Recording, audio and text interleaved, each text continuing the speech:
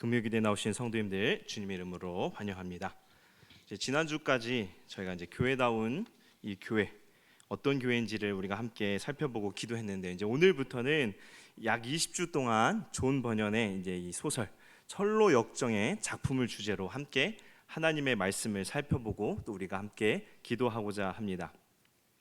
철로 역정은 천국으로 가는 이 여정을 그린 소설인데요. 기독교인이라면 이 철로 역정에 대해서 한 번쯤은 들어봤을 겁니다. 소설책을 읽어보신 분들도 계실 것이고 또 설교에서나 아니면 주일학교에서 들어보신 분들도 계실 텐데요. 저희 세대는 어렸을 적에 주일학교에서 여름 성경학교 때 이 철로 역정의 책을 토대로 만든 프로그램을 만들어서 이 책을 간접적으로 체험하도록 했었는데요. 제가 아직도 기억이 나는데 제가 어렸을 때 죽음의 방이었던 것 같습니다. 죽음의 방이었는데 그런 방에 들어가서 예수님을 믿지 않고 죽으면 어떻게 되는지를 경험하도록 하는 방이었어요. 제가 어릴 적 다니던 교회는 이 서울이 아니라 시골, 전라도 시골이었습니다. 화장실이 엄청 컸어요, 교회가. 그래서 그 공간을 죽음의 방으로 사용했습니다. 지금처럼 타일이 잘 깔리고 또 소변기가 잘 만들어져 있고 또 좌변기가 있던 그런 시절이 아니에요. 저희는 완전히 쪼그리고 앉아서 볼일을 보던 그걸 화변기라고 하죠. 그런 화장실이었는데 저도 옛날 사람이죠. 아무튼 그런 죽음의 방에 들어가자 어떻게 되냐면 물 다 막아놓는데 앞이 안 보일 정도로 깜깜한데 갑자기 들어가자마자 사람들의 비명 소리가 막 나면서 살려달라고 외치는 거예요. 엄청 무섭겠죠. 여기서 이미 저는 이미 울상이 됐어요. 근데 아무것도 안 보이는데 비명 소리는 들리고 얼마나 무섭던지. 그런데 갑자기 화장실 한 칸이 확 열리면서 그곳에서 막 빨간 불이 막 피어오르면서 해골이 튀어나오는 거예요. 어떻겠을까요? 해골이 갑자기 튀어나와서 여기는 지옥이라고, 죄를 지은 너희들은 이곳에서 고통을 당해야 한다고 하면서 막 저희들을 한 명씩 잡아가지고 이 불이 피어오르는 화장실 칸으로 데리고 들어가려는 거예요. 저랑 같이 있던 친구들이 어떻게 됐을 것 같습니까? 펑펑 잘못했어요, 예수님 믿겠다고 살려달라고 막 얼마나 울었던지 제가 그 기억이 지금도 생생합니다. 이처럼 교육부서 주일학교에서 아니면 설교를 통해서나 또 책이나 이 영화 등을 통해서 우리가 철로 역정에 관해서 들어보았을 텐데요. 이 철로 역정은 진짜인지는 우리가 확실치는 않지만 성경 다음으로 가장 많이 읽힌 기독교 고전이라고 합니다. 그래서 교회를 오랫동안 다니신 분이라면 반드시 한 번 이상은 이 철로 역정이라는 이름을 들어봤을 거예요. 비록 은유적인 소설이라고는 하지만 그 안에 성경 말씀과 이 교리들이 잘 담겨져 있기에 그때 출판된 1678년 이후에 지금까지도 계속해서 읽혀지고 있는 기독교 고전입니다. 이 철로 역정은 존 버년이라는 이 영국의 청교도 목사가 지은 소설인데요. 혹시 사진 한번 보여주실 수 있을까요? 이렇게 생겼습니다. 존 버년, 1628년부터 1688년까지인데요.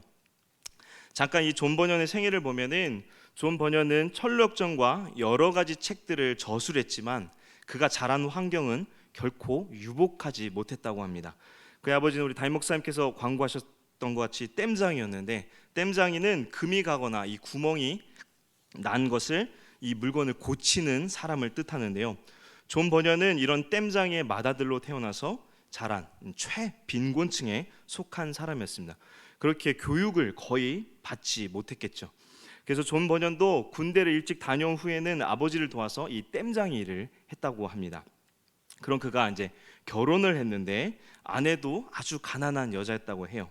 결혼 지참금으로 여자가 가져온 것이 겨우 책 2권이었는데 그 2권이 청교도 서적, 기독교 서적이었다고 합니다. 존 버년은 아내가 가져온 이 책을 가지고 신앙을 관심 있게 보기 시작했고 또 교회에 이때부터 정기적으로 출석을 하게 됐다고 합니다. 존 버년은 2번을 결혼했는데요. 첫 번째 아내를 사별했기 때문입니다. 첫 번째 아내와 결혼해서 4자녀를 낳았는데 또 막내딸이 맹인으로 태어났다고 합니다. 그래서 이 맹인으로 태어난 막내딸과 또 첫 번째 아내의 죽음으로 이 존 버년은 삶에 대한 회의와 또 많은 질문들이 일어나서 그가 출석하던 교회 목사님에게 상담을 요청했고 이때부터 목사님의 상담에서 성경을 읽으라고 부탁한 것으로 인해서 성경을 읽기 시작했다고 해요. 존 버녀는 이제 성경을 읽으면서 질문과 이 깨달음을 반복하다 결국 존 버녀는 성령의 뜨거운 임재를 경험했고 그리고 회심했다고 합니다.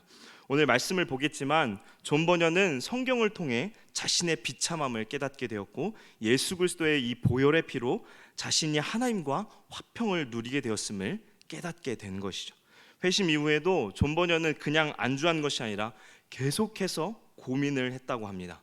자신이 혹시라도 유혹에 넘어져서 베드로가 아니라 이 가룟 유다처럼 되는 것은 아닌지, 용서받지 못할 죄를 범하는 것은 아닌지 고민을 하며 계속 성경을 연구했고 이를 통해서 구원의 확신과 평안을 얻게 되었다고 합니다. 이후 존 버녀는 평신도 설교자로서 전도와 이제 설교를 하다가 감옥에 들어가게 되는데요. 이 시기에 영국은 이제 찰스 2세가 왕이 되어 다스렸는데 당시에는 이 국가에서 허락받은 사람만 설교를 하도록 하였습니다. 설교에 대한 자유를 허락하지 않은 것이요.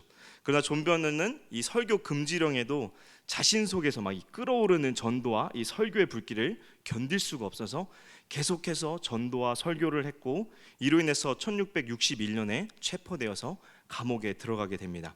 이때부터 존 버녀는 무려 12년 동안이나 옥살이를 하게 되는데요. 설교 금지령에도 계속해서 거절하고 계속 설교와 전도를 했기 때문입니다. 이 감옥에서 지내는 동안 이 존 버녀는 여러 권의 이제 책을 썼는데 이때 쓴 책 중에 하나가 바로 오늘 우리가 함께 보게 될 철로 역정입니다. 감옥에서 나온 존 버녀는 이후 이제 이 베드포드 지역의 교회 담임 목사가 되었고 죽을 때까지 설교와 전도 집필에 또 열정을 다 쏟아냈다고 하는데요. 우리가 이제 교육을 온전히 받지 못했던 이 땜장이 존 버녀의 설교와 책이 과연 깊이가 있을까 하고 의문을 갖는 사람들도 있을 텐데요. 그의 설교와 책에 대해서 이 청교도 신학의 대가인 이 옥스퍼드 대학의 당시 학장이었던 존 오웬은 이렇게 얘기합니다. 사람의 영혼과 마음을 움직이는 이 번연의 능력을 내가 가질 수만 있다면 기꺼이 내가 가진 지식과 바꾸겠다라고 칭찬을 했을 정도로 존 버넌의 이 설교와 또 집필 능력은 매우 뛰어났다고 합니다. 이제 우리가 함께 살펴보게 될 철로 역정은 1부와 2부로 구성되어 있는데요. 먼저 책 사진을 한번 보여주실까요? 네, 제가 책을 들고 왔어야 되는데 급하게 잊어먹었어요. 저렇게 생긴 책 번역본입니다. 이제 우리나라에 번역된 책들이 제법 있는데 지금 보여드리는 이 책을 교재로 삼아서 우리가 이제 함께 말씀을 살피고 기도하려고 합니다. 이제 1부와 2부로 되어 있는데 1부는 총 20장으로 구성되어 있고 이제 크리스천이라는 남자 주인공을 중심으로 순례 여정을 담고 있습니다. 2부는 총 15장으로 구성되어 있는데 크리스천의 이 아내와 자녀들에 대한 이 순례 여정이 담겨져 있습니다. 대부분 이제 우리가 알고 있는 이 철로 역정의 이야기는 일부 크리스천의 이 순례 여정의 이야기입니다. 금요기도의 시간에는 이 일부 크리스천의 순례 이야기를 통해서 우리가 말씀을 살펴보고 기도하려고 하는데요. 혹시라도 집에 책이 있으신 분은 저희 설교 스케줄과 맞추어서 이 한 챕터씩 읽으시면 되는데요. 철로 역정을 읽어보신 분들이라면 잘 아실 텐데 이제 한 챕터, 한 장이 결코 길지가 않습니다. 저희 목회자들이 이 각 장마다 담고 있는 이 내용을 성경 말씀과 교리를 가지고 설교하기 때문에 책을 잘 이해하고 또 교리들에 대해서 정리가 잘 될 것입니다. 그렇게 책을 꼭 읽으시고 책이 없으신 분들도 꼭 책을 사서 한번 읽어보시기를 바랍니다. 설교의 황태자라 불리는 영국의 이 찰스 스펄전도 이 존 버넌이 쓴 철로 역정을 100번 이상 읽었다고 할 정도로 철로 역정은 성경의 구절들과 신학의 교리들이 아주 잘 녹여져 있는 책입니다. 꼭 한번 읽으시면서 함께 설교를 들으시기를 바랍니다. 이제 1장을 한번 설명을 제가 이제 하면서 말씀을 드리겠는데요. 1장을 보시면 이 글을 쓴 저자가 세상을 돌아다니다가 굴 안으로 들어가 잠을 자는데 한 꿈을 꾸게 됩니다. 그 꿈 속에서 이제 한 남자가 등장하는데 그는 남루한 옷을 걸치고 무거운 짐을 지고 손에는 책 한 권을 들고 있다고 설명을 하는데요. 사진 한번 보여주실까요? 사진이 잘 보이시나요? 네, 흑백 사진이긴 한데 보시면 옷이 어때요? 옷이 막 다 찢어져 있는 누더기 옷이죠. 네. 그리고 등에는 무거운 짐을 걸치고 있고, 원래는 성경책이 손에 있어야 되는데 이 등짐을 지니라고 이제 성경책이 발 앞에 놓여져 있습니다. 우리가 남자의 모습을 잘 기억해야 합니다. 옷이 어떤지, 등의 짐이 어떤지. 이 남자의 모습을 주목해야 하는데 왜 남자는 저렇게 떨어진 옷을 입고 등에 무거운 짐을 지고 있을까? 이제 이야기를 계속 읽어보면 이 남자는 손에 들고 있던 책을 이제 펴서 읽기 시작하더니 읽어 내려가면서 막 몸을 떨면서 울었다고 이제 설명을 해요. 그러면서 남자는 매우 슬픈 목소리로 어찌할까 하며 울부짖었는데요. 이 남자의 모습은 사실 죄악으로 더러워진 우리들의 모습을 보여주는 것입니다. 우리 이사야 64장 6절 제가 참고 구절에 해 놓았는데요. 남노한 옷 이사야 64장 6절 우리 말씀 함께 읽겠습니다. 무릇 우리는 다 부정한 자 같아서 우리의 의는 다 더러운 옷 같으며 우리는 다 잎사귀 같이 시들므로 우리의 죄악이 바람같이 우리를 몰아가나이다. 남노한 옷은 바로 우리의 죄로 인하여 걸레와 같이 더러워진 상태를 보여주는 것입니다. 사람들의 눈에는 어때요? 고상해 보이고 지혜로워 보이며 의로워 보일지 모르지만 하나님이 보시기에는 다 부정한 자로 더러운 옷을 입은 자로 보인다는 것입니다. 이것이 바로 우리의 본 모습인 것입니다. 그렇다면 등에 진 짐, 무거운 짐은 무엇을 나타낼까요? 제가 참고구절에 해놨죠. 시편 38편 4절 말씀 우리 함께 읽겠습니다. 내 죄악이 내 머리에 넘쳐서 무거운 짐 같으니 내가 감당할 수 없나이다. 등의 짐이 무엇을 상징하나요? 우리 자신의 죄악입니다. 죄악의 무거운 짐이 여러분은 느껴지시나요? 우리는 다 이러한 무거운 죄악의 짐을 메고 있는데 문제는 이 짐을 느끼지 않는다, 못한다는 것입니다. 왜요? 죄로 인해서 가려워졌기 때문입니다. 존 버년이 남자의 모습을 통해서 우리의 이 현실의 모습, 우리의 본질의 모습을 고발하는데 우리는 죄로 인하여 더러운 옷을 입고 있고 죄악의 무거운 짐을 메고 있는 자들이라는 것입니다. 그런데 이 남자가 어때요? 손에 있는 책을 읽었다고 하죠. 이 책은 성경책입니다. 남자는 이 책을 읽기 전까지는 자신의 옷이 그렇게 누더기 옷인지 등에 있는 무거운 짐이 있었는지를 몰랐어요.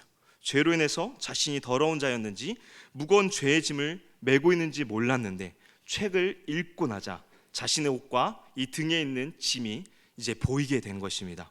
성경을 통해 자신의 이 영적인 진실을 마주하게 된 것이죠. 성경을 읽고 보니 자신의 상태가 어때요? 깨끗하고 아름다운 모습이 아니라 비참한 상태였으며 죄악의 무거운 짐을 메고 있는 모습인 것입니다. 그는 이러한 자신의 모습에 절규하면서 어찌할까 하며 울부짖고 있는 것입니다. 우리가 여기서 기억해야 할 것은 이 남자가 성경을 통해서 자신의 모습을 깨닫게 되었다는 것입니다. 결코 성경이 없이는 우리는 우리의 비참한 상태를 알지 못합니다. 왜냐하면 성경은 우리의 죄악을 깨닫게 하며 구원에 대하여 알게 하기 때문입니다. 우리 참고구절 디모데후서 3장 15절 말씀 함께 읽어보겠습니다. 또 어려서부터 성경을 알았나니 성경은 능히 너로 하여금 그리스도 예수 안에 있는 믿음으로 말미암아 구원에 이르는 지혜가 있게 하느니라. 네.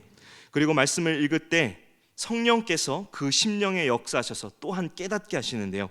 예수님께서도 이렇게 말씀하십니다. 요한복음 16장 8절인데요. 우리 함께 읽겠습니다. 그가 와서 죄에 대하여 의에 대하여 심판에 대하여 세상을 책망하시리라. 말씀을 통해 성령께서는 죄에 대하여 하나님의 의에 대하여 그리고 죄에 대한 하나님의 심판에 대하여 가르친다고 말씀합니다. 그렇게 우리가 죄를 깨닫고 하나님의 사람이 되게 하여 무엇이 반드시 필요한가? 그것은 바로 성경입니다. 이 성경이 하나님의 말씀이 가장 우리 삶에 중요한 것입니다. 말씀을 읽지 않는 사람들을 대부분의 특징이 무엇일까요? 바로 이 죄에 대해서 하나님에 대해 무지하다는 것입니다. 계속 교회 나오고 신앙생활을 하는데도 여전히 자신이 하고 싶은 대로 살아요. 그리고 자신이 생각하는 대로 하나님을 만들고 자신이 원하는 것만을 계속해서 요구하죠.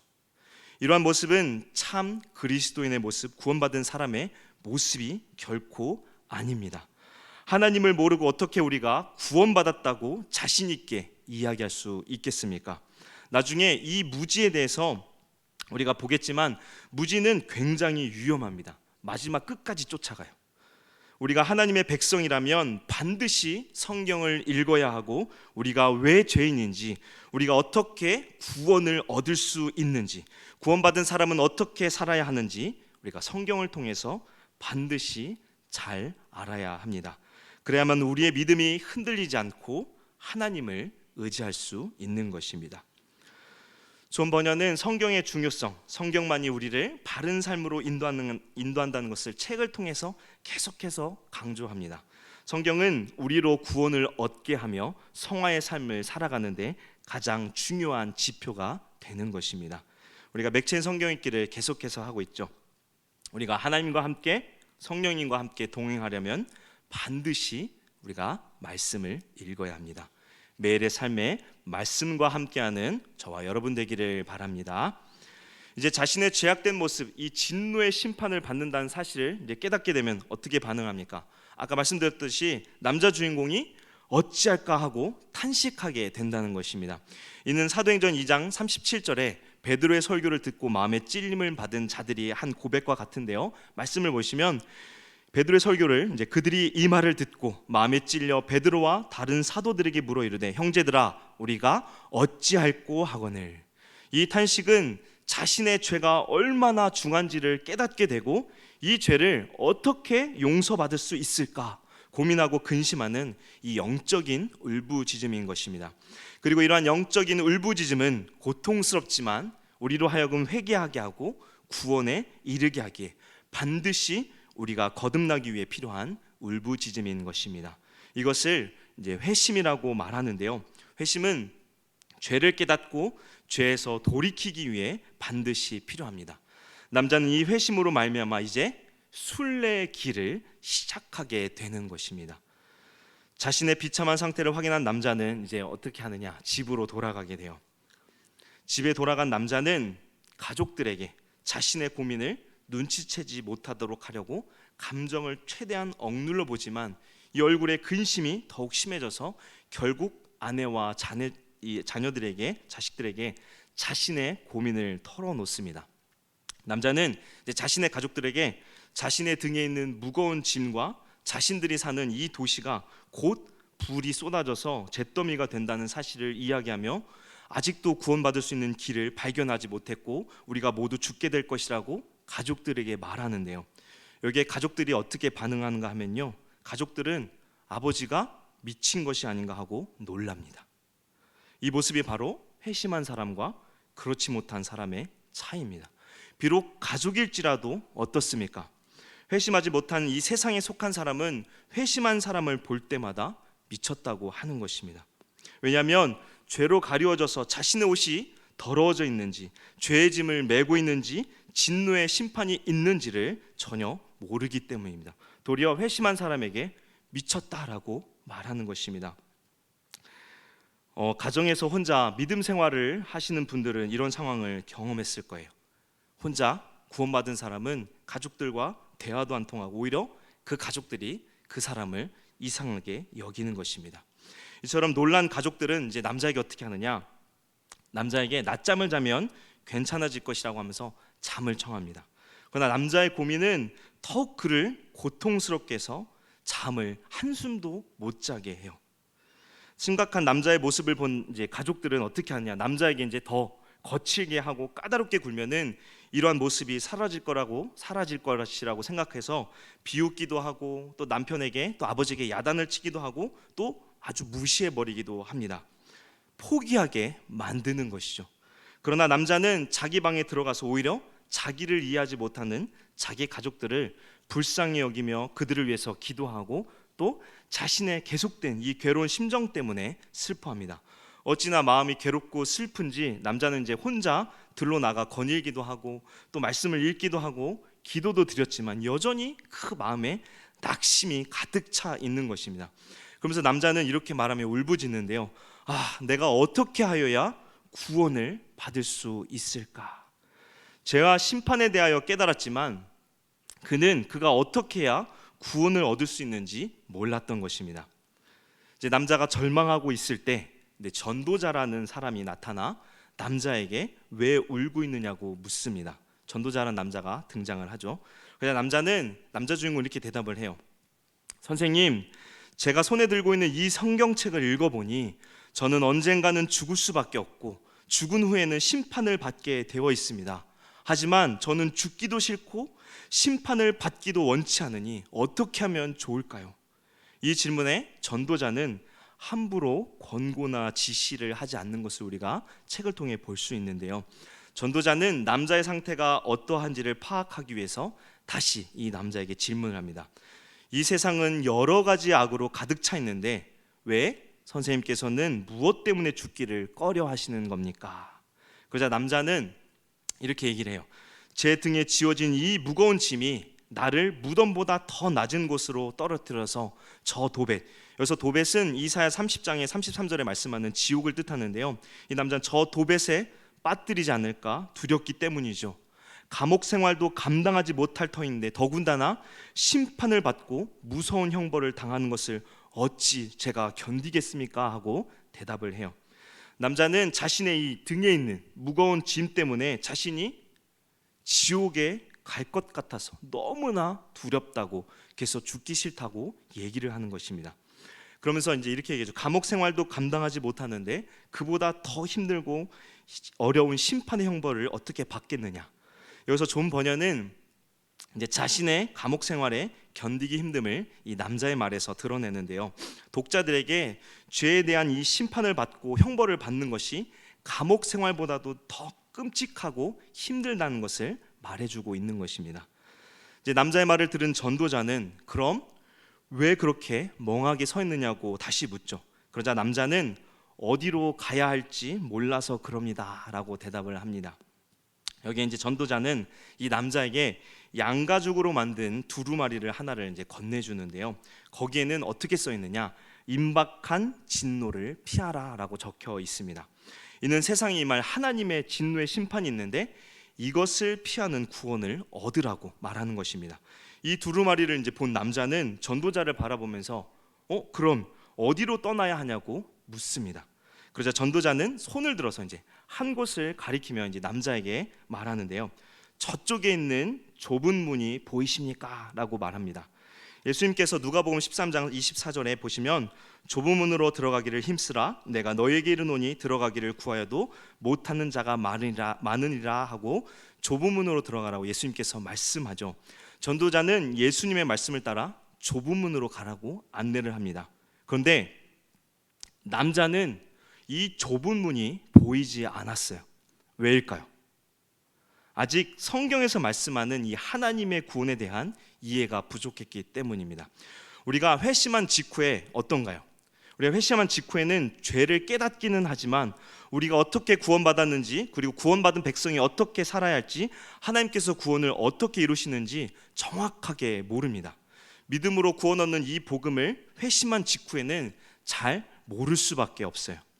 지금 남자도 이런 상태인 것입니다. 그자 남자의 상태를 정확하게 파악한 전도자는 다시 한번 묻습니다. 그럼 저쪽에서 빛나고 있는 밝은 광채는 보이십니까? 그러자 남자는 이 밝은 광채는 보인다고 말하죠. 이에 전도자는 그 광채를 따라 올라가라고 말합니다. 여기서 이제 전도자가 말하는 밝은 광채는 무엇을 뜻하는가 하면 바로 말씀의 빛을 뜻하는 것입니다. 우리 시편 119편 105절 말씀 우리 함께 읽겠습니다. 주의 말씀은 내 발의 등이요 내 길의 빛이니이다. 베드로후서 1장 19절에도 이렇게 말씀합니다. 우리 베드로후서 1장 19절 함께 읽겠습니다. 또 우리에게는 더 확실한 예언이 있어 어두운 데를 비추는 등불과 같으니 날이 새어 샛별이 너희 마음에 떠오르기까지 너희가 이것을 주의하는 것이 옳으니라. 아멘. 말씀은 하나님의 구원의 도를 가르치기에 어두운 데를 비추는 빛이 되며 또 우리가 걷는 바른 길을 안내하는 빛이 된다고 성경은 말씀하고 있습니다. 그렇게 우리는 우리를 바른 길로 안내하는 이 진리의 말씀을 붙잡고 말씀의 지시를 받고 진리의 길을 걸어야 하는 것입니다. 전도자도 이 말씀의 빛을 따라 걸어가라고 말하죠. 그러면서 이렇게 조언을 합니다. 말씀의 빛을 따라가면 거기에 좁은 문이 나타나는데 그곳에 가서 문을 두드리면 누군가가 나와서 어떻게 해야 좋을지 가르쳐 줄 것이라고 말하면서 이제 첫 장이 끝납니다. 전도자의 모습을 보면요, 그는 함부로 이 남자 주인공에게 조언하지 않는 것을 우리가 볼 수 있어요. 그의 영적 상태가 어떠한지를 살펴보고 그에게 필요한 것을 조언해 줍니다. 그 조언도 자기가 아는 것을 가르치는 것이 아니라 성경을 보고 성경을 따라가도록 지시합니다. 우리는 때때로 우리가 이제 구원받은 선배로서 구원의 경험을 이야기하면서 이제 우리가 전도한 사람들에게 아직 성경에 대해서, 교리에 대하여 모르는 이 사람들에게 성경을 가르치는 것이 아니라 우리의 방식을 가르치고 또 그들이 우리의 방식을 행하여 그것이 구원의 방법이 되도록 하는 실수를 범할 때가 종종 있습니다. 그렇게 전도자는 도와주는 사람의 상태를 유심히 확인함과 동시에 말씀의 진리를 깨닫도록 유의하여 도와주어야 한다고 이 존 버녀는 우리에게 말하고 있는 것입니다. 그래야만 우리가 전도하는 그 사람들, 회심한 바로 그 사람들이 바른 진리를 깨닫고 성화의 복된 삶을 살게 되는 것입니다. 말씀을 마치겠습니다. 철로역정 1장은 한 남자의 회심과 구원을 얻기 위하여 몸부림치는 내용이 담겨져 있습니다.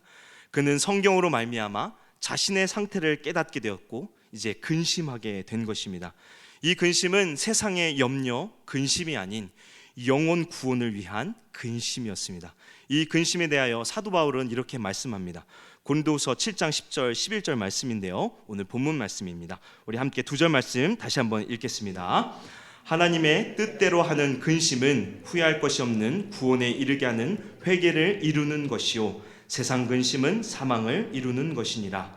보라, 하나님의 뜻대로 하게 된 이 근심이 너희로 얼마나 간절하게 하며 얼마나 변증하게 하며 얼마나 분하게 하며 얼마나 두렵게 하며 얼마나 사모하게 하며 얼마나 열심 있게 하며 얼마나 벌하게 하였는가. 너희가 그 일에 대하여 일체 너희 자신의 깨끗함을 나타내었느니라. 아멘. 바울 사도는 하나님의 뜻대로 하는 근심은 후회할 것이 없는 구원에 이르게 하는 회개를 이루는 근심이라고 말씀합니다. 그리고 이 근심은 우리를 얼마나 하나님의 사람으로 만들어 가는지를 분명하게 말씀하죠. 이 자리에 나오신 여러분들도 근심하고 있는 것들이 있을 것입니다. 그렇다면 그 근심은 세상에 대한 근심입니까? 아니면 하나님께서 원하시는 근심인가요? 이 자리에 있다는 것은 분명 세상 근심이 아닌 하나님의 뜻을 위한 근심 때문일 것이라고 믿습니다. 우리는 남자 주인공처럼 자신의 비참함, 더러운 옷을 입고 죄악의 무거운 짐을 메고 있다는 사실을 깨달은 자입니다. 그리고 그리스도께서 자신을 십자가에 내어주신 그 대속의 은혜를 깨닫고 감사하여 그분을 위하여 그분의 말씀에 순종하는 삶을 다짐한 자들입니다. 우리가 순례자임을 잊지 않고 우리의 삶을 바르게 인도하는 이 말씀을 따라 살아가는 저와 여러분 되기를 바랍니다. 날마다 비참한 죄를 깨닫고 회개하며 우리를 위해 죽으신 그리스도의 놀라운 사랑을 기억하며 세상이 아닌 하늘의 본향을 바라보기를 원하며 소망 가운데 믿음을 굳게 붙잡고 살아가는 저와 여러분 되기를 주님의 이름으로 축원합니다. 함께 기도하겠습니다. 우리를 부르시고 구원하여 주신 은혜로우신 하나님, 우리가 철로 역정의 책을 통하여 우리의 모습을 다시금 살펴봅니다. 우리가 진정 하나님의 뜻을 위한 근심을 하고 살았는지, 그리고 빛이 되며 우리를 바르게 인도하는 말씀을 따라 바르게 살아가고 있는지 우리를 돌아보게 하옵소서. 날마다 우리의 죄악을 회개케 하시고 정결한 마음을 허락하사 우리를 위해 십자가에서 자신을 내어주신 그리스도의 대속의 사랑과 은혜를 감사함으로 멸망의 세상에서 본향을 바라보고 소망 가운데 살아가는 우리 모두 되게 하여 주옵소서. 이 시간 우리가 함께 기도의 제목들을 가지고 간구합니다. 그리스도께서 베푸신 십자가의 은혜를 의지하며 담대하게 믿음으로 기도하오니 우리의 간구 가운데 역사하사 하나님의 놀라운 은혜를 경험하는 기도의 시간 되게 하여 주옵소서. 우리를 권하신 예수 그리스도 이름으로 기도합니다. 아멘. 우리 시간 함께 찬양하고 기도의 제목을 기도하기를 원하는데요, 정결한 마음 주시옵소서.